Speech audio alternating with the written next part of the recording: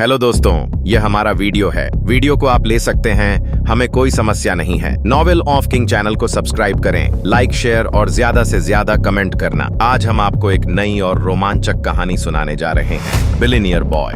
यहाँ आने जाने में काफी कंफर्टेबल थे, इसीलिए उन लोगों के लिए ये कोई बड़ी बात नहीं थी, क्योंकि शुक्ला परिवार का ज्यादातर बिजनेस जेटस्टोन का था और माइनिंग का काम ये लोग इसी जगह पर करवाते थे। इसलिए इन सब लोगों को यहाँ से आने जाने की काफी ज्यादा आदत थी। अनफॉर्चुनेटली रेहान के लिए यह रास्ता बहुत मुश्किल भरा होने वाला था और इस वक्त तो रेहान के ऊपर दुगनी जिम्मेदारी आ गई थी। एक तो रितिका घायल हो गई थी और दूसरा रेहान को इस जगह पर रहने या चलने का कोई एक्सपीरियंस नहीं था। भले ही रितिका ने रेहान को यहाँ के बारे में बहुत कुछ सिखा दिया था, पर नॉलेज से ज्यादा एक्सपीरियंस काम आता है और इतने कम टाइम में रेहान के पास एक्सपीरियंस करने का टाइम बिल्कुल नहीं था और नॉलेज से वह इस जंगल को पूरी तरह से पार नहीं कर सकता था। रेहान ने रितिका की जरूरी बातों पर ध्यान दिया था और अब उसी का इस्तेमाल करने वाला था, पर फिलहाल उसे यह देखना था कि क्या वह शुक्ला परिवार के लोगों से खुद को और रितिका को बचा पाएगा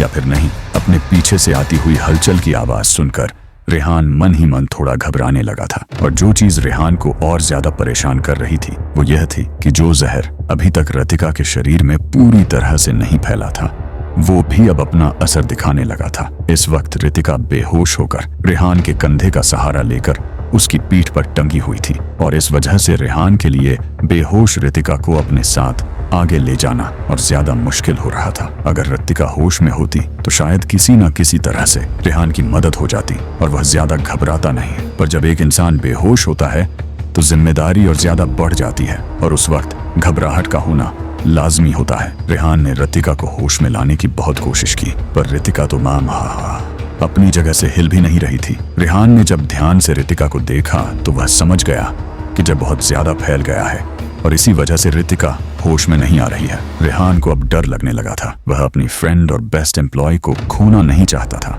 रेहान का दिल धीरे धीरे घबराने लगा था और अजीब अजीब से ख्याल उसके मन में आ रहे थे। रेहान कभी भी अपनी वजह से किसी और की जान खतरे में नहीं डाल सकता था और ना ही वह रितिका को इस तरह मरते हुए देख सकता था, वो भी तब जब रितिका उसकी वजह से इन सब में फंसी थी। एक बार के लिए तो रेहान का मन कर रहा था कि वह वापस शुक्ला परिवार की कैद में चला जाए, जिससे कम से कम रितिका की जान तो बच जाएगी। और अगले ही पल उसकी यह सोच गायब हो गई, क्योंकि वह जानता था कि शुक्ला परिवार बहुत ज्यादा क्रूर है और वह रितिका का इलाज करने के बजाय उसे मरते हुए देखकर ज्यादा एंजॉय करेगा और साथ ही साथ रेहान की जान भी खतरे में पड़ जाएगी। रेहान जानता था कि शुक्ला जी के लिए अपना बेटा बहुत जरूरी था और इसीलिए वह रेहान को कुछ भी नहीं होने दे सकते थे, पर इसका यह मतलब नहीं था कि वह रेहान के साथ आए हुए लोगों का भी ख्याल रखेंगे, बल्कि रेहान को परेशान करने के लिए और उसे टॉर्चर करने के लिए उसके साथ आए हुए लोगों को जानबूझकर मारने की कोशिश करेंगे और रेहान ऐसा कभी भी होने नहीं दे सकता था। रेहान ने एक गहरी लंबी सांस ली और उसके बाद अपनी पीठ पर लदी हुई रितिका को देखा जो अभी तक बेहोश थी। रेहान ने खुद से ही मन में अपनी हिम्मत बढ़ाते हुए कहा, भाग सकते हो तो भागो, यहाँ मरने से अच्छा है अपनी जगह पर जाकर मरे, कम से कम वहाँ पूछने वाला तो कोई होगा। तो इतना कहकर रेहान ने अपना कोट उतारा और उस कोट को अच्छे से रितिका की बॉडी के चारों तरफ लपेट दिया और उसके बाद रितिका को वापस अपने कंधे पर लटका लिया और अपने दोनों हाथों से टाइटली बांधकर वहां से भागने की तैयारी करने लगा। रेहान ने अपने एक हाथ में उस स्पेशल पॉइजन फ्री प्लांट को ले रखा था और दूसरे हाथ में एक पाथ फाइंडर लकड़ी पकड़ रख रखी थी और जल्दी जल्दी आगे की तरफ अपने कदम बढ़ा रहा था। रेहान भले ही अपनी फुल स्पीड से चल रहा था, पर फिर भी यह स्पीड काफी नहीं थी, पर रेहान अब इससे ज्यादा और कुछ भी नहीं कर सकता था। वह अपनी पूरी जी जान लगाकर बस आगे बढ़ रहा था और भगवान को याद करके अपनी और रितिका की सलामती की दुआ मांग रहा था। रेहान ने अपना और रितिका का बैकपैक भी इस वक्त कैरी किया हुआ था।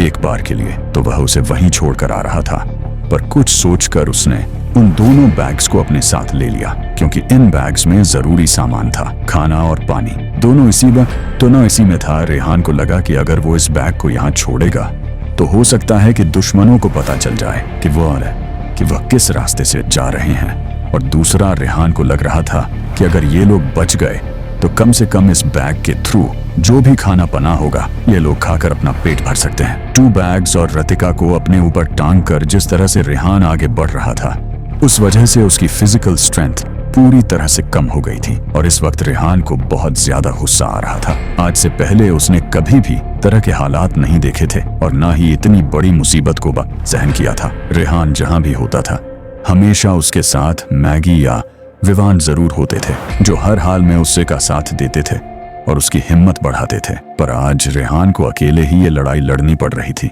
ह्यूमन बॉडी की लिमिट होती थी और उस लिमिट को क्रॉस करने के बाद इंसान को बहुत ज्यादा थकान महसूस होने लगती थी। पर ऐसा नहीं था कि इंसान ने इस नेचर से लड़ नहीं सकता था और लिमिट पूरी होने के बाद वह खुद को और ज्यादा पशु नहीं कर सकता था। असल में रेहान ने सुना हुआ था कि जो लोग अपनी लिमिट को क्रॉस करके अपने शरीर को थोड़ा कष्ट देकर सारे बंधनों को छोड़ देते हैं वे लोग ज्यादा रिलैक्स होकर अपनी लाइफ जी पाते हैं और अपनी मंजिल को प्राप्त कर पाते हैं। रेहान भी अपनी इसी लिमिट को क्रॉस करना चाहता था। वह चाहता था कि चाहे जितना थक जाए पर वह किसी भी हाल में रुके नहीं। वह बस चलते जाना चाहता था क्योंकि उसे पता था कि कहीं ना कहीं उसकी मंजिल जरूर होगी जो उसे और रितिका को बचा लेगी। इतना ज्यादा जल्दी जल्दी चलने की वजह से रेहान की सांस फूलने लगी थी। उसके माथे से पसीना धीरे धीरे उसके गले से होते हुए नीचे जा रहे थे और अब रेहान को ऐसा लग रहा था कि वह जितना थक सकता था वह थक चुका है। पर फिर भी अपनी ताकत और अपने मन की साइकोलॉजी को छोड़कर वह चलता जा रहा था क्योंकि उसे अपनी मंजिल चाहिए थी। कुछ ही देर बाद नहीं क्यों पर रेहान को ऐसा लगने लगा जैसे इतनी देर चलने के बाद भी वह काफी रिलैक्स फील कर रहा है। उसकी सारी थकान दूर हो गई है और अब वह पूरी ताकत के साथ और आगे चल सकता है। शायद रेहान ने अपनी सोच के दायरे को तोड़ दिया था। उसने अपने आप की कमजोरी को दूर कर लिया था और अब वह काफी ज्यादा खुश हो चुका था। ऐसा नहीं था कि रेहान इस वजह से बहुत ज्यादा खुश हो रहा था या यह बहुत बड़ी बात थी, पर इतनी मुश्किलों के बाद उसे छोटी सी सक्सेस मिली थी और रेहान हर सक्सेस को टाइम के साथ एंजॉय कर लेना चाहता था। वो नहीं चाहता था कि वह खुशियों को बाद के लिए बचा कर रखे क्योंकि उसे पता भी नहीं था कि बाद में खुश होने का मौका जिंदगी उसे देगी भी या नहीं। रेहान ने एक गहरी लंबी सांस लेकर चारों तरफ देखा। धीरे धीरे काला अंधेरा जंगल रोशनी की तरफ बढ़ रहा था और रेहान को एक अलग ही पॉजिटिव फीलिंग आ रही थी। उसे ऐसा लग रहा था जैसे उसकी कभी भी चली जाने वाली जिंदगी धीरे धीरे उसके पास आ रही है और वह अब और ज्यादा मोटिवेटेड फील कर रहा था। सामने का जंगल एकदम साफ हो गया था और अब उतना ज्यादा धुंधला नहीं दिख रहा था जितना पहले दिख रहा था। अभी रेहान ने गुस्से से अपने दांत पीसते हुए शुक्ला परिवार के लिए कहा, शुक्ला परिवार और मिस्टर शुक्ला तुम लोग देखते जाओ, एक बार मैं यहाँ से जिंदा वापस चला जाऊं उसके बाद मैं तुम लोगों को छोड़ूंगा नहीं। तुम लोगों को दुख होगा कि तुमने रेहान मित्तल पर हाथ डालने की कोशिश की थी। रेहान को अभी शुक्ला परिवार पर बहुत ज्यादा गुस्सा आ रहा था और वह लगातार उन्हें मन ही मन कोस रहा था। रेहान को हर हाल में यहाँ से जिंदा वापस जाना था और शुक्ला परिवार से अपनी इस हालत का बदला लेना था। यही चीज रेहान को हिम्मत दे रही थी और वह आगे बढ़ रहा था। रेहान को शुक्ला परिवार से इस बात का गुस्सा नहीं था कि उन्होंने रेहान को किडनैप करवाया, बल्कि इस बात का गुस्सा था कि किडनैप करवाने के बाद भी इन लोगों ने रेहान के साथ बिल्कुल भी सही व्यवहार नहीं किया और उसे मरने के लिए छोड़ दिया। रेहान जानता था कि शुक्ला अच्छा आदमी नहीं है और वह बस हर हाल में अपने बेटे को रेहान से आजाद करवाना चाहता था। इसीलिए अभी तक उसने रेहान को जिंदा छोड़ा हुआ था, वरना वह कब का रेहान को भी मार देता। शुक्ला उन लोगों में से था जो दूसरों की पीरी और खुशियां देख नहीं सकता था और इसीलिए जब उसके बेटे को पता चला कि रेहान के पास इतना पैसा है तो वह कुछ लोगों के साथ मिलकर रेहान के पैसे को हड़पने की कोशिश करने लगा। रेहान ने इतनी आसानी से उन लोगों को अपनी प्रॉपर्टी पर हाथ नहीं रखने दिया बल्कि उन्हें बंदी बना लिया और अब शुक्ला परिवार ने इसीलिए रेहान को किडनैप करवा लिया। रेहान जैसे जैसे जंगल में आगे बढ़ता जा रहा था शुक्ला परिवार को लेकर उसकी नफरत बढ़ती जा रही थी। उसे अब खुद पर ही गुस्सा आ रहा था कि उसने टाइम रहते शुक्ला परिवार को सबक नहीं सिखाया और उन लोगों को उनकी औकात नहीं दिखाई। इसीलिए आज उन लोगों ने रेहान पर हमला करने की कोशिश की थी और उसे किडनैप करवा लिया था। उन लोगों की वजह से सिर्फ रेहान ही यहाँ पर नहीं फंस गया था बल्कि उसकी अपनी एम्प्लॉय भी आज यहाँ फंस गई थी। रेहान मन ही मन सोच रहा था कि तभी उसे अचानक से रितिका के चिल्लाने की आवाज है। रितिका ने अपना पूरा दम लगाकर रेहान का नाम पुकारा था पर फिर भी उसकी आवाज अभी भी बहुत कमजोर लग रही थी। जैसे ही रेहान को अपना नाम सुनाई दिया तो उसने तुरंत रिस्पांस देते हुए पीछे मुड़कर देखा कि वह सिचुएशन को समझ सके। खैर जैसे ही रेहान पीछे मुड़ा तो उसे पता चला कि रितिका बेहोशी में बड़बड़ा रही है और अभी भी होश में नहीं है। रितिका को बेहोश देखकर रेहान ने उसे वादा करते हुए कहा, रितिका तुम चिंता मत करो, मैं तुमसे वादा करता हूँ कि मैं तुम्हें इस सिचुएशन से सही सलामत बाहर निकाल लूंगा और साथ ही साथ तुम्हारी जान को भी कोई खतरा नहीं होगा। जब तुम होश में आओगी तो तुम्हें पता चलेगा कि तुम बिल्कुल ठीक हो। रितिका को वादा कर कर रेहान खुद की भी हिम्मत बढ़ा रहा था और अगले ही पल उसने अपने कदम तेजी से आगे बढ़ाने शुरू कर दिए। हालांकि यह जगह रेहान के लिए बिल्कुल अनजान थी और खतरों से भरी हुई थी। इसी वजह से सबसे बड़ी दिक्कत ये आ रही थी कि रेहान कहीं भी इधर उधर नहीं जा सकता था। उसे संभल कर एक एक कदम आगे रखना था।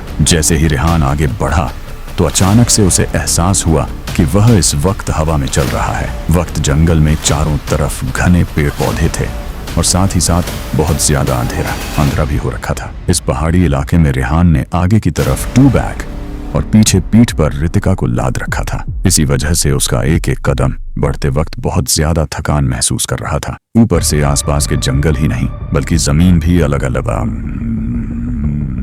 अलग तरह के खरपतवार से भरी हुई थी, जहां चल पाना बहुत ज्यादा मुश्किल हो रहा था। रेहान जैसे ही आगे कदम बढ़ाने लगा तो उसे एहसास हुआ कि उसका एक कदम फिलहाल जमीन पर ना होकर हवा में है और वो खाई की तरफ पैर करके खड़ा है। जैसे ही रेहान को ऐसा साहस हुआ वो तुरंत अपना कदम वापस पीछे की तरफ लेना चाहता था, क्योंकि इस वक्त उसके साथ रतिका भी थी जो बेहोश थी और खुद से कोई भी काम नहीं कर सकती थी। रेहान अपने कदम पीछे लेना चाहता था पर बदकिस्मती से बहुत देर हो चुकी थी और अगले ही पल रेहान को एहसास हुआ कि वह सामने की फिसलन से होते हुए रितिका के साथ चलता हुआ पहाड़ी इलाकों में नीचे की तरफ जा रहा है। कुछ ही पल बाद रेहान और रितिका दोनों हिल स्लाइड होते हुए पहाड़ के फुट एरिया में नीचे जमीन पर गिरे हुए थे। रेहान और रितिका इतनी तेज चलते हुए नीचे जा रहे थे कि उनकी स्पीड आउट ऑफ कंट्रोल हो चुकी थी और चाहकर भी इस स्पीड को नहीं रोक पा रहे थे। रेहान ने नीचे जाते वक्त बहुत कोशिश की पर वह कुछ नहीं कर पाया। रेहान ने बीच में जमीन पर बिछी हुई घास को पकड़कर अपने आप को रोकने की कोशिश की पर वो नाकामयाब रहा, क्योंकि उसका वजन फिलहाल 3 लोगों के वजन के बराबर था। रितिका और 2 भारी बैग उसके साथ टंगे हुए थे, जिस वजह से रेहान के वजन को घास और बाकी चीजें सहन नहीं कर पाए और उखड़ में मन पर उसके साथ ही नीचे चली थी। जिस तरह के रेहान नीचे जा रहा था उसी वक्त उसने अपने मन में सोचा कि अब मैं जिंदा नहीं बचूं, सब कुछ खत्म हो गया। जिस तरह रेहान नीचे जमीन की तरफ जा रहा था उस हिसाब से ऐसा लग रहा था कि रेहान जमीन तक पहुंचते पहुंचते पूरी तरह अपना दम तोड़ देगा। रेहान तो हार मान भी लेता पर फिलहाल उसके साथ रितिका थी और रेहान किसी भी हाल में दूसरे की जिंदगी को दांव पर नहीं लगा सकता था। इसीलिए उसने खुद को हिम्मत दी और एक बार कोशिश करने की ठानी। रितिका को उसने अपनी पीठ पर कसक पकड़ लिया और नीचे जाते वक्त उसने अपने चेहरे को छुपा लिया और हर चीज को पकड़कर खुद को नीचे जाने से बचाने की कोशिश करने लगा। इतनी कोशिश करने के बाद भी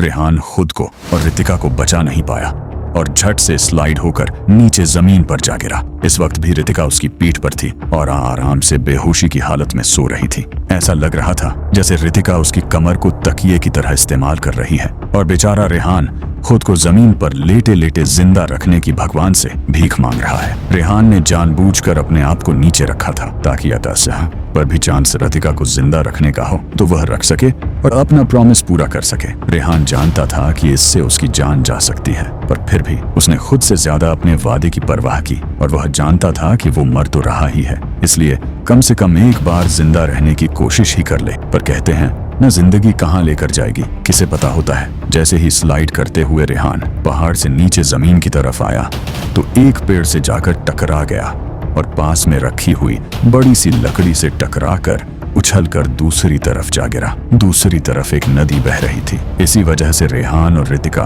दोनों उस नदी में जा गिरे। रेहान इतनी तेज उस पेड़ से टकराकर उछलकर पानी में गिरा था कि उसके चेस्ट पर बहुत तेज जोर पड़ा था और उसे एक अंदरूनी चोट भी आई थी, जिस वजह से उसके मुंह में बहुत सारा खून भर गया। इस वक्त पानी में होने की वजह से सारा खून नदी में गिर गया था, जिस वजह से नदी में बहता हुआ पानी भी लाल हो गया। हालांकि अभी भी पूरी तरह से दिन नहीं हुआ था, इसी वजह से यह सब कुछ इतना ज्यादा कंस्पिकास नहीं था।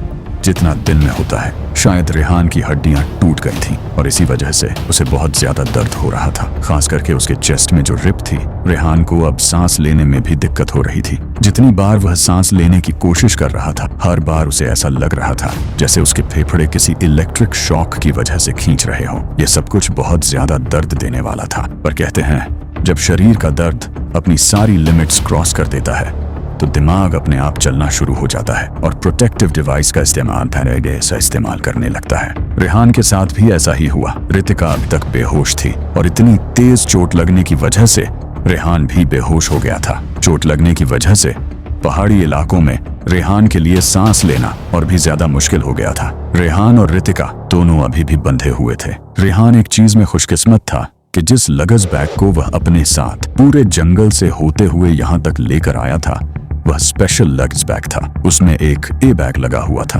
और जमीन पर रेहान के साथ गिरने की वजह से उस लगेज बैग का बटन अपने आप हो गया अगले ही। पर 2 ऑनरेंस बैग्स थोड़ी ऊंचाई में बढ़कर रेहान और रितिका को उस नेचुरल रिवर में पानी के बहाव के साथ नदी में आगे की तरफ ड्रिफ्ट करने लगा। रेहान और रितिका बेहोशी की हालत में उस बैग के सहारे नदी में आगे की तरफ तैर रहे थे।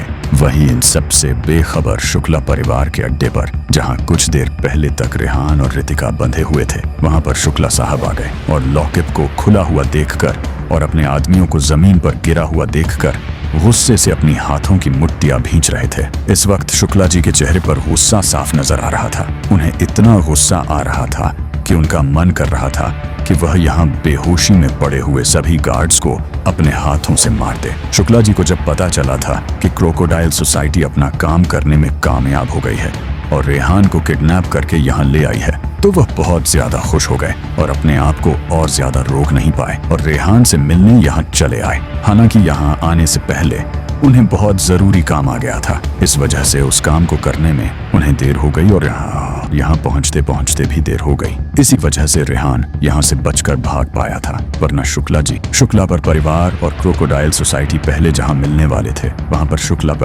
परिवार के बहुत सारे लोग जमा थे, क्योंकि शुक्ला जी को डर था कि क्रोकोडाइल सोसाइटी पहले की तरह इस बार भी अपनी बातों से पीछे हट सकती है। इसीलिए उन्होंने पहले से ही तैयारी कर ली थी और अपने सबसे अच्छे बॉडीगार्ड्स को वहां पर छुपाकर भेज दिया था, ताकि क्रोकोडाइल सोसाइटी के एक्शन का तुरंत रिएक्शन दिया जा सके। हालांकि दिनेश के कहने पर शुक्ला जी को उसकी बात सही लगी और उन्होंने रेहान को दूसरी जगह शिफ्ट करने का प्लान बना लिया, क्योंकि उन्हें भी थोड़ा अजीब लग रहा था कि क्रोकोडाइल सोसाइटी ने एक बार में कहते ही का काम सही कर दिया था। शुक्ला परिवार को पहले से पता था कि क्रोकोडाइल सोसाइटी नियमों का पालन कभी नहीं करती है और इस मामले में बिल्कुल ईमानदार नहीं है। उन्हें डर था कि कहीं क्रोकोडाइल सोसाइटी के लोग रेहान के लोगों को इस बारे में बता ना दे कि रेहान यहाँ पर बंद है। इसीलिए जल्दबाजी में उन्होंने रेहान को दूसरी जगह शिफ्ट किया था। रातों रात एक जगह से दूसरी जगह शिफ्ट करके रेहान को इस सीक्रेट लोकेशन पर रखा गया था, जहां पर बहुत ही मिस्टीरियस एनवायरनमेंट रहता था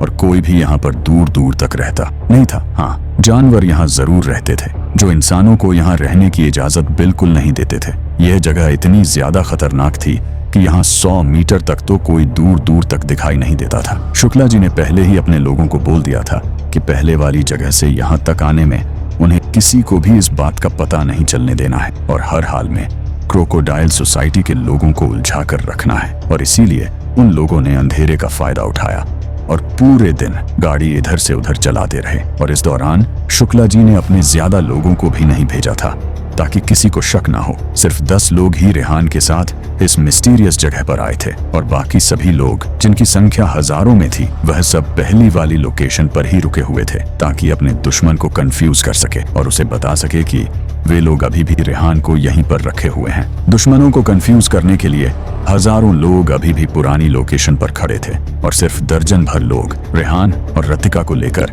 इस मिस्टीरियस लोकेशन पर आए थे, ताकि क्रोकोडाइल सोसाइटी या बाकी किसी को भी रेहान के यहाँ होने के बारे में पता ना चले। फिर भी शुक्ला जी ने कभी नहीं सोचा था कि रीलोकेशन की वजह से ही रेहान इस जगह से भाग निकलेगा और उनकी सारी मेहनत खराब हो जाएगी। शुक्ला जी यही सोचते हुए उस लॉकअप के सामने खड़े थे।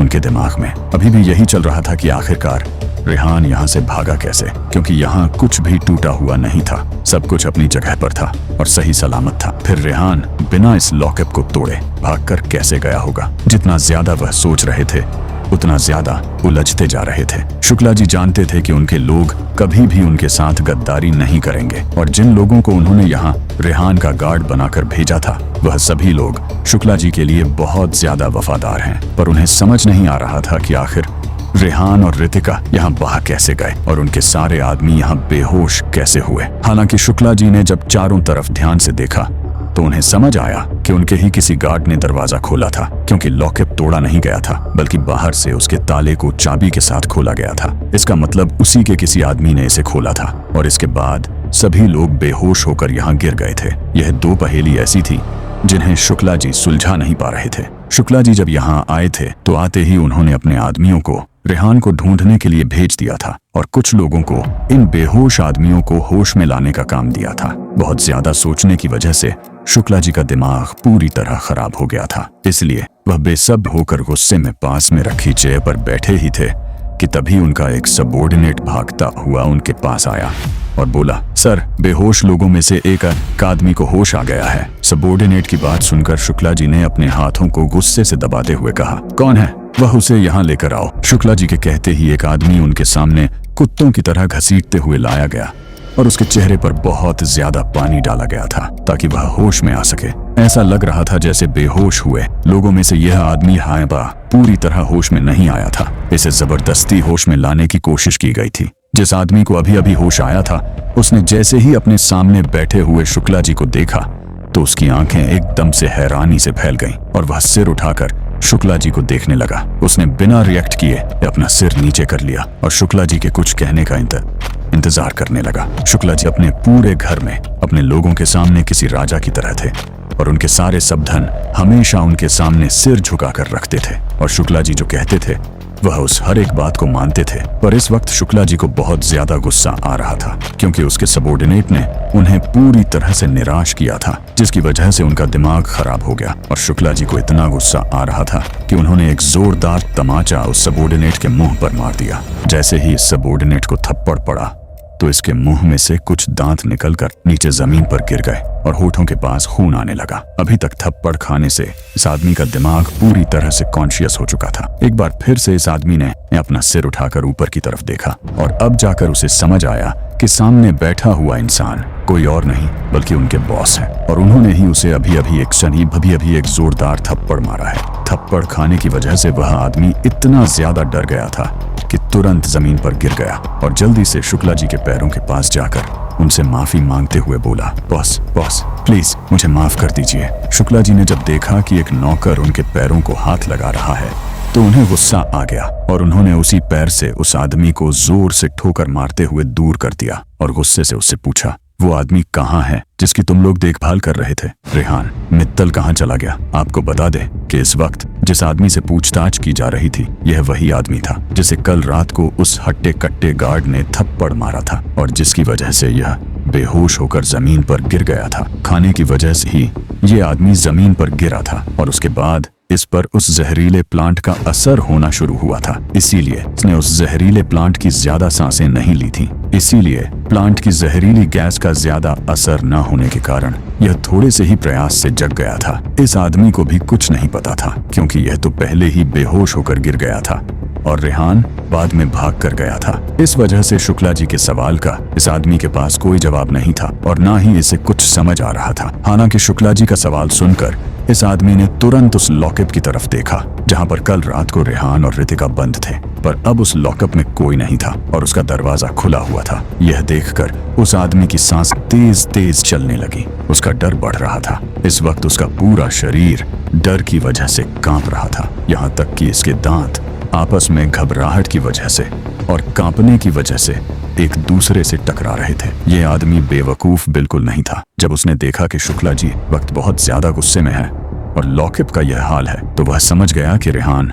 यहाँ से भाग चुका है। कल शुक्ला जी ने इन्हें अच्छे से सीरियस होकर ऑर्डर दिया था कि रेहान यहाँ से कहीं भी नहीं जाना चाहिए और अब रेहान यहाँ पर नहीं था। यह सोच सोच कर ही इस आदमी का गला सूखा जा रहा था। इसके बाकी साथी अभी तक बेहोश पड़े थे। इसी वजह से उसे शुक्ला जी के गुस्से को सबसे पहले सहन करना पड़ रहा था और उसे समझ में नहीं आ रहा था कि आखिर यह सब कुछ हुआ कैसे। यह आदमी जानता था कि उसकी कोई गलती नहीं है, पर फिर भी सिक्योरिटी का काम बाकी लोगों के साथ साथ इसका भी था, इसीलिए यह आदमी अपनी जिम्मेदारी से भाग नहीं सकता था। फिलहाल तो इसे इतना डर लग रहा था कि यह तुरंत जमीन पर गिर गया और शुक्ला जी के पास जाकर अपनी पूरी ताकत के साथ जोर जोर से रोते हुए बोला, बॉस बॉस, मुझे कुछ नहीं पता, मेरी कोई गलती नहीं है। इस आदमी का जवाब सुनकर शुक्ला जी का गुस्सा और ज्यादा बढ़ गया। वह पहले से ही बहुत ज्यादा गुस्से में थे और काफी देर से अपने आदमियों का जवाब सुनना चाहते थे। हालांकि कि इतने इंतजार के बाद भी उन्हें ये सुनने को मिला, इसीलिए उनका गुस्सा और ज्यादा बढ़ गया।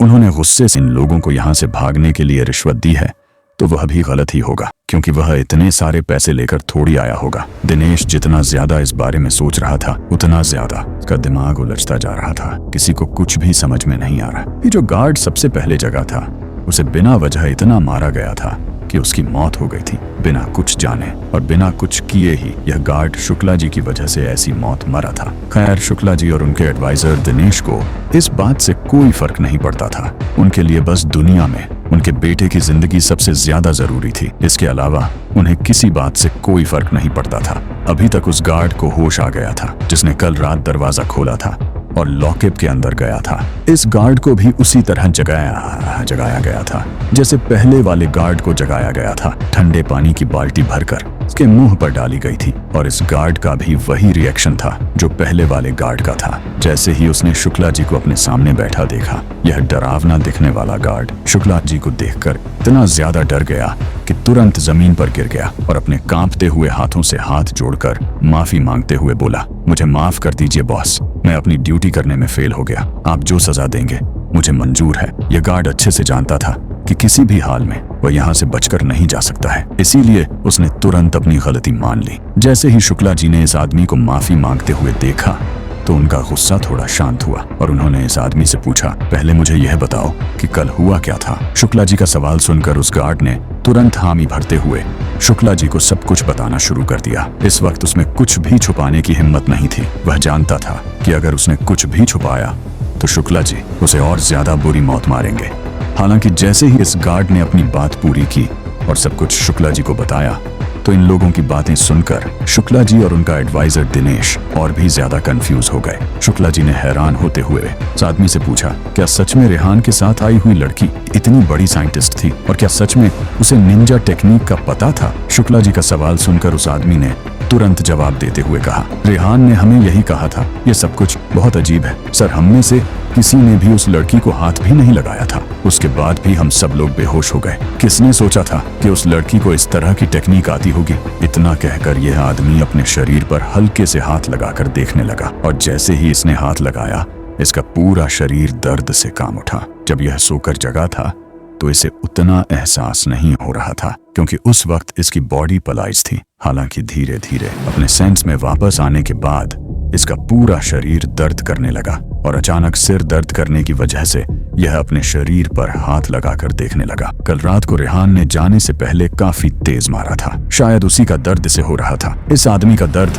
धीरे धीरे और ज्यादा बढ़ता जा रहा था और जब शुक्ला जी ने इस आदमी को इस तरह दर्द से कराते हुए देखा तो उन्होंने डाउट करते हुए पूछा, तुम्हें क्या हुआ है? तुम इस तरह से बिहेव क्यों कर रहे हो? शुक्ला जी का सवाल सुनकर उस गार्ड ने तुरंत अपना सिर नीचे झुका लिया और जवाब देते हुए बोला, मुझे नहीं पता बॉस, मैं अभी आपको चेक करके बताता हूँ। इतना कहकर वह आदमी अपनी शर्ट को उतार कर देखने लगा। उसकी पीठ पर काफी तेज मारने के निशान थे और उस जगह पर काफी तेज घाव हो गया था जिसकी वजह से उसे इतना ज्यादा दर्द हो रहा था। ऐसा लग रहा था जैसे बहुत क्रूरता से किसी ने उसे मारा हो। शुक्ला जी ने जब उसकी ऐसी हालत देखी तो उन्हें कोई खास दया नहीं आ रही थी, बल्कि उन्होंने अपने दूसरे सबऑर्डिनेट से कहा, यह आदमी भी मेरे किसी काम का नहीं है, इसे उठाओ और वहीं ले जाओ जहां उस पहले गार्ड को लेकर गए थे। अब इस गार्ड और बाकी बचे हुए सभी गार्ड्स का यही हाल होने वाला था जो पहले वाले गार्ड का हुआ था। अपना ऑर्डर देने के बाद शुक्ला जी तुरंत अपने एडवाइजर दिनेश को देखते हुए उससे बोले, इसने जो कुछ भी कहा क्या तुम्हें लगता है कि वह सच है? शुक्ला जी का सवाल सुनकर दिनेश ने तुरंत जवाब देते हुए कहा, मुझे विश्वास नहीं हो रहा, पर मैं पूरी तरह से इस बात को मानने से मना भी नहीं कर सकता। सच कहूं तो मैं फिलहाल किसी भी नतीजे पर नहीं पहुंच पा रहा हूं। दिनेश की बात सुनकर शुक्ला जी अपनी कुर्सी से खड़े हुए और चारों तरफ ध्यान से देखने लगे और देर तक वहीं खड़े होकर चीजों को ऑब्जर्व करने लगे। और फिर अचानक से दिनेश से बोले, मुझे इस बात से कोई फर्क नहीं पड़ता कि रेहान और उस लड़की ने कौन सी टेक्निक यूज की थी। हमारे और लोगों को भेजो और पहाड़ों के चारों तरफ उस रेहान को ढूंढने के लिए कहो। मुझे विश्वास नहीं हो रहा कि मैं एक लड़के को नहीं पकड़ पा रहा हूँ। शुक्ला जी की बात सुनकर दिनेश ने चिंता करते हुए कहा, पर बॉस, कल रात इन लोगों ने जो भी टेक्निक इस्तेमाल की थी वह बहुत ज्यादा मिस्टीरियस और अनपेक्षित थी। और इतना कहते कहते यह आदमी बीच में ही चुप हो गया। दिनेश की बात सुनकर शुक्ला जी ने उसी गुस्से भरी आवाज में कहा, यह निंजा टेक्निक क्या होती है? मैंने इसके बारे में पहले कभी नहीं सुना। मुझे इस बात से कोई फर्क नहीं पड़ता कि उन लोगों ने यहाँ से भागने के लिए क्या टेक्निक इस्तेमाल की थी, पर उनकी इस टेक्निक ने हमारे हजारों लोगों को अपना काम करने में नाकामयाब कर दिया और उनकी नाक के नीचे से यह लोग बचकर चले गए। यह लोग सब कुछ कर सकते हैं, पर क्या यह लोग बंदूक से निकली हुई गोली से बच सकते हैं? शुक्ला जी की बात सुनकर दिनेश ने सवाल करते हुए कहा, तो अब क्या करें बॉस? उनकी तलाश जारी रखें। दिनेश का सवाल सुनकर जी ने अपने गुस्से भरे अंदाज में कहा, हो सके तो सारे आदमी उन्हें ढूंढने के लिए लगा दो। पूरा माउंटेन एरिया छान मारो, कहीं ना कहीं तो मिलेंगे। वह दोनों वैसे भी उन्हें इस जगह के बारे में कुछ नहीं पता है। कुछ ही देर हुई है उन्हें यहाँ से गए हुए, आखिर कहाँ बचकर जाएंगे? शुक्ला जी का गुस्सा और ऑर्डर सुनकर दिनेश ने तुरंत जवाब देते हुए कहा, ठीक है बॉस, हम अभी बाकी लोगों को भेजते हैं। शुक्ला जी ने अपने लोगों को रेहान को ढूंढने के लिए जहाँ भेजा था वह जगह बहुत ज्यादा पेड़ पौधों से भरी हुई थी और वहां एक इंसान को ढूंढना बिल्कुल किसी सुई को ढूंढने जैसा था। इसीलिए शुक्ला जी ज्यादा से ज्यादा लोगों को वहां भेजना चाहते थे, जिससे रेहान जल्द से जल्द उन लोगों को मिल सके और वह अपनी शर्तें मनवा कर अपने बेटे को छुड़वा सके। इस वक्त म्यांमार के पहाड़ों में चारों तरफ लोग फैले हुए थे और रेहान को ही ढूंढ रहे थे। उसी दौरान उनमें से किसी एक आदमी को रेहान के पैरों के निशान वहां दिखाई दिए और उसने तुरंत अपने सीनियर से कहा, बॉस, हमें यहाँ पर कुछ पैरों के निशान दिखाई दे रहे हैं। मुझे लगता है कि वो लोग यहाँ से जाने के चक्कर में नदी में गिर गए हैं और शायद इतनी ऊंचाई से गिरने की वजह से वे लोग इतना कहते कहते हो वो बीच में ही चुप हो गया। जिन पहाड़ों पर फिलहाल ये लोग रेहान को ढूंढ रहे थे वो कोई साधारण पहाड़ नहीं थे, बल्कि प्रिमिटिव माउंटेन एरिया के नाम से जाने जाते थे, जो म्यांमार के नॉर्थ एरिया में थे और लगभग 10,000 किलोमीटर से ज्यादा एरिया में फैले हुए थे। यहाँ का सारा एरिया बहुत ही ज्यादा डिसोलेटेड और बाबैरक था और सबसे बड़ी बात यह थी कि यहाँ पर बहुत ज्यादा जहरीले और खतरनाक जानवर पाए जाते थे। यहाँ रहने वाले लोकल लोग भी यहाँ आने से डरते थे और अगर आते भी थे तो किसी मजबूरी में, और वो भी अपना सारा पुख्ता इंतजाम करके। यहाँ आने के लिए हिम्मत के साथ साथ नॉलेज और दिमाग की भी जरूरत होती थी और अगर इनमें से किसी भी चीज की कमी हो तो इंसान यहाँ से जिंदा वापस नहीं जा पाता था। पुराने टाइम से ही ये जगह बहुत ज्यादा खतरनाक थी और लोग यहाँ पर आने से बहुत ज्यादा डरते थे। फिर भी इस जगह के बारे में एक अफवाह यहाँ के लोकल लोगों में फैली हुई थी कि इस जंगल में बहुत बड़ा खजाना छुपा हुआ है और जो भी इंसान यहाँ आता है वह इसी वजह से वापस नहीं जा पाता है। पहले भी बहुत सारे लोगों ने इस खजाने को पाने के लिए कोशिश की थी, पर कोई भी यहाँ से दिन दो टेके जिंदा वापस नहीं जा पाया था। इसीलिए लोगों के बीच में अलग अलग तरह की दंत कथा फैलने लगी। कुछ लोग यहाँ पर भूत के होने की बातें कहते थे तो कुछ लोग यहाँ भगवान शिव का पाताल लोक मानते थे। उनका मानना था कि भगवान शिव खुद उस खजाने की रक्षा करते हैं और इसीलिए यहाँ आसपास चारों तरफ नाग फैले हुए हैं। सिर्फ यहाँ के लोकल लोग ही नहीं बल्कि दूर दूर से माना अलग अलग लोग टूरिस्ट बनकर इस खजाने की खोज में आए थे, पर कोई भी यहाँ से वापस जिंदा नहीं जा पाया था। धीरे धीरे टाइम आगे बढ़ता जा रहा था और मॉडर्न एरिया में होने की वजह से यहाँ आने के लिए लोग अलग अलग तरह की टेक्नोलॉजीज का इस्तेमाल करने लगे थे और इसी की बदौलत इतना कुछ होने के बाद भी लोग इस प्रिमिटिव माउस एरिया में आने लगे थे। प्रिमिटिव माउंटेन एरिया तक तो ठीक था, पर जैसे जैसे चीजें आगे बढ़ती जा रही थी वैसे वैसे लोग बर्बन माउंटेन एरिया में आने से डरने लगे थे, क्योंकि यह जगह अभी भी बहुत ज्यादा खतरनाक थी। जैसे ही लोग इस एरिया के आसपास भी आते थे तो सारे इलेक्ट्रॉनिक डिवाइस अपने आप काम करना बंद कर देती थी और इस वजह से लोग और ज्यादा डर जाते थे। अगर कम्युनिकेशन डिवाइस की बात ना भी करें तो भी किसी भी तरह से इंसान एक बार यहाँ आने के बाद बाहरी दुनिया से पूरी तरह से कट जाता था और वे लोग किसी भी हाल में बाहर के लोगों से कांटेक्ट नहीं कर पाते थे। कुछ लोगों ने अपना दिमाग लगाकर यहाँ हेलीकॉप्टर या प्लेन से आने के बारे में सोचा। हालांकि जितनी भी बार लोग यहाँ आए कुछ न कुछ ऐसा होता था कि प्लेन क्रैश हो जाता था और वो लोग कभी भी जिंदा वापस नहीं जा पाते थे। वैसे तो शुक्ला परिवार की जेटस्टोन माइन काफी सालों से इसी जंगल के आउटर एरिया में चल रही थी, पर इतने सालों में कभी भी किसी भी वर्कर ने इस माउंटेन एरिया के अंदर या इसके आसपास आने की कोशिश भी नहीं की थी। वर्कर तो दूर की बात है, खुद शुक्ला जी ने कभी भी इस जंगल के अंदर जाकर उस खजाने के बारे में पता लगाने की हिम्मत नहीं की थी। और इसका कारण यह था कि शुरू में शुक्ला परिवार के बहुत सारे लोग माइन के लिए काम करने वाले वर्कर जाने में ऐसे जंगल के अंदर आ गए थे और उसके बाद कोई भी यहाँ से जिंदा वापस नहीं जा पाया था। इसी वजह से आसपास ये अफवाह फैलने लगी थी कि यहाँ पर कोई जादुई शक्ति है जो किसी को भी अपने आसपास नहीं आने देती है। शुक्ला परिवार को इस बात से कोई फर्क नहीं पड़ता था कि वाकई इस जंगल में कोई खजाना है या नहीं। अगर खजाना होता भी तो भी शुक्ला परिवार में इतनी हिम्मत नहीं थी कि वह किसी को भी जंगल के अंदर भेजकर उसे खजाने को लाने के लिए कह सके, क्योंकि वह चाहे जितने पैसे दे देते पर कोई भी यहाँ आने को तैयार नहीं होता। इसीलिए इतने सालों से शुक्ला परिवार चुपचाप अपनी जेटस्टोन माइन पर ध्यान दे रहा था और अपने ख्याल में भी उसने इस जंगल के खजाने को हासिल करने के बारे में नहीं सोचा था। जल्दी ही जंगल में रेहान को ढूंढ रहे लोगों ने शुक्ला जी को फोन करके यह बात बता दी थी कि रेहान उन्हें प्रिमिटिव माउंटेन एरिया में नहीं मिल रहा है और इस बात की संभावना है कि वह बर्बन माउंटेन एरिया में चला गया है। जैसे ही शुक्ला जी को यह बात पता चली तो वह एकदम से परेशान हो गए। उन्हें समझ नहीं आ रहा था कि उन्हें इस मान एरिया में अपने लोगों को भेजना चाहिए या नहीं। क्या उन्हें इस जगह पर जाकर रेहान का पीछा करना चाहिए? शुक्ला जी जानते थे कि अगर उन्होंने अपने लोगों को रेहान को ढूंढने के लिए उस जगह पर भेजा तो उनमें से कोई भी मतलब एक सिंगल इंसान भी वापस जिंदा नहीं आएगा। हालांकि अगर उन्होंने रेहान का पीछा नहीं किया तो शुक्ला परिवार की सारी मेहनत मिट्टी में मिल जाएगी और उन्होंने जो 200 मिलियन रुपए क्रोकोडाइल सोसाइटी को दिए थे वह सब भी वेस्ट हो जाएंगे। शुक्ला जी को समझ नहीं आ रहा था कि वह रेहान का पीछा करने के लिए अपने लोगों को उस माउंटेन एरिया में भेजे या नहीं। उन्हें डर था कि अगर उन्होंने अपने लोगों को वहां भेजा तो कोई भी जिंदा वापस नहीं आएगा, पर अगर उन्होंने वहां नहीं भेजा तो उनके सारे पैसे और मेहनत सब कुछ खराब चली जाएगी।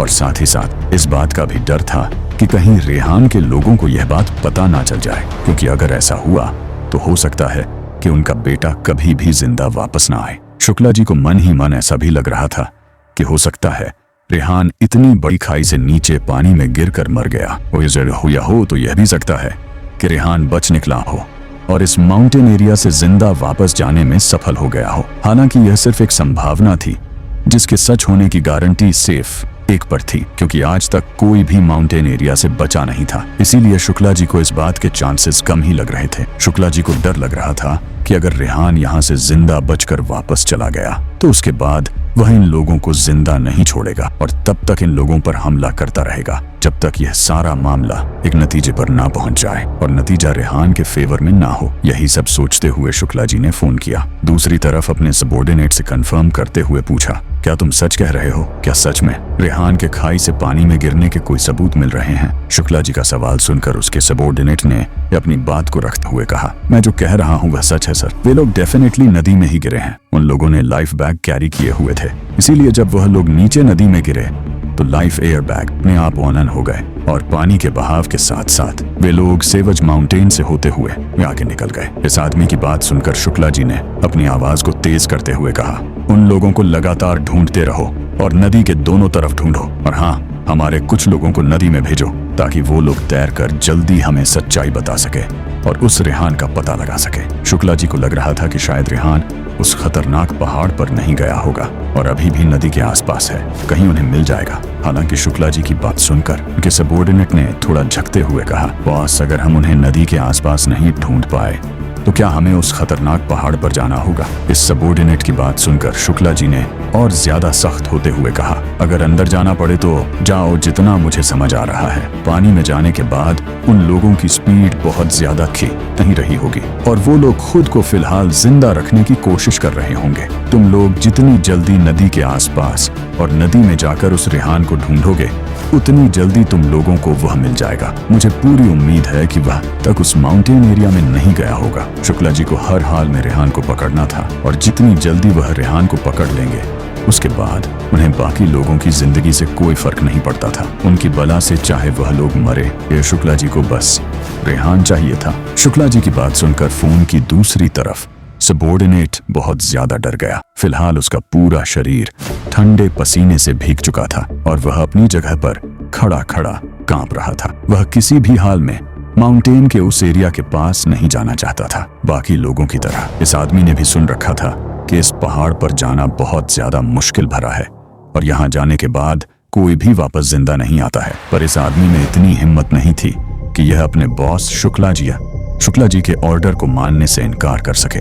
इसीलिए इसने अपने बाकी साथियों को अपने साथ लिया और गुस्से से अपने दांत पीसते हुए और अपनी किस्मत को भगवान के भरोसे छोड़कर यह लोग रेहान को ढूंढने के लिए निकल पड़े। वहीं दूसरी तरफ रेहान को इन सब के बारे में कोई खबर नहीं थी। इस वक्त रेहान और रितिका दोनों बेहोश थे और पानी में बेहोशी की हालत में ही उस एयर बैग की वजह से तैर कर नदी के किसी किनारे पर आकर फंसे थे। वही इंडिया में हिजू के अंदर आइलैंड पर मैगी अपने साथ लगभग सारे टाइगर सिक्योरिटी गार्ड्स को ले गई थी और उन्हें रेहान को ढूंढने का काम सौंप दिया था। हालांकि बहुत टाइम तक पागलों की तरह ढूंढने के बाद भी इन लोगों के हाथ कोई खास सबूत नहीं लगा था। उन्हें अभी भी नहीं पता था कि आखिर रेहान किस जगह पर है। हालांकि लोगों को कुछ सबूत हाथ लगे थे। रजत ने अपनी टेक्निकल टीम के साथ मिलकर शुक्ला परिवार की कुछ लेटेस्ट इंफॉर्मेशन निकाली थी, जिसमें शुक्ला परिवार कुछ अनजान लोगों से लगातार बात कर रहा था। रजत ने जब इस बात का पता लगाया तो उसे पता चला कि यह नंबर